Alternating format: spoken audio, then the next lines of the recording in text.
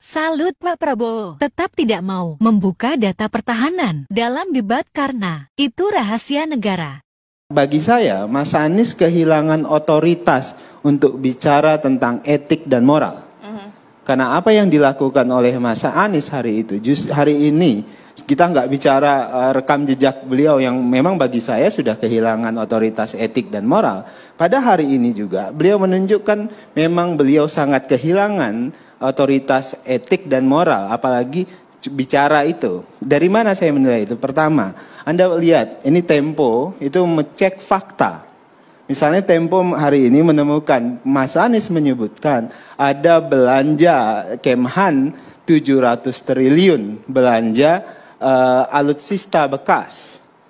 Itu adalah kebohongan yang teramat sangat dipertontonkan Mas Anies untuk sekedar mau menjatuhkan Pak Prabowo. 2023 yang namanya anggaran Kemhan itu 131 triliun.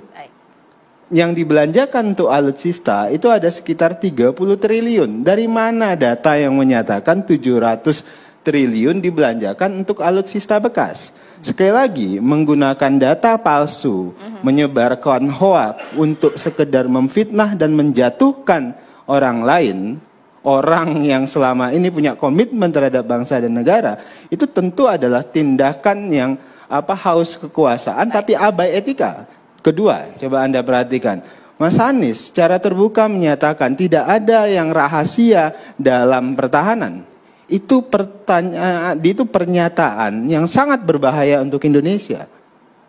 Ada yang tidak rahasia, ada yang rahasia tentu. Dan Pak Prabowo tahu persis seperti disampaikan oleh Mas Sukamta dan Bang Andreas. Ada yang rahasia dan ada tidak. Ketiga, yang ini juga nggak kalah berbahaya. Misalnya ya, Pak Prabowo sejak awal menyatakan dalam diplomasi internasional yang harus kita tunjukkan di awal itu adalah advantage-nya kita. Kita kuat ekonomi, kita kuat pertahanan, kita kuat sosial budaya dan sebagainya.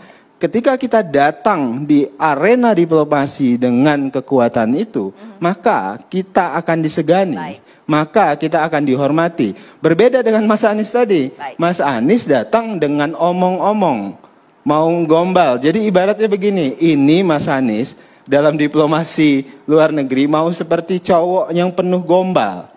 Jadi datang ke pacarnya atau calon istrinya dengan ngomong, saya akan mensejahterakan Anda.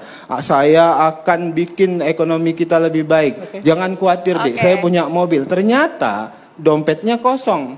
Ternyata nggak punya kerjaan. Jadi cuma gombal dan omong-omong. Nggak bisa begitu dalam diplomasi. Oke, itu catatannya dari Bang Daniel ya.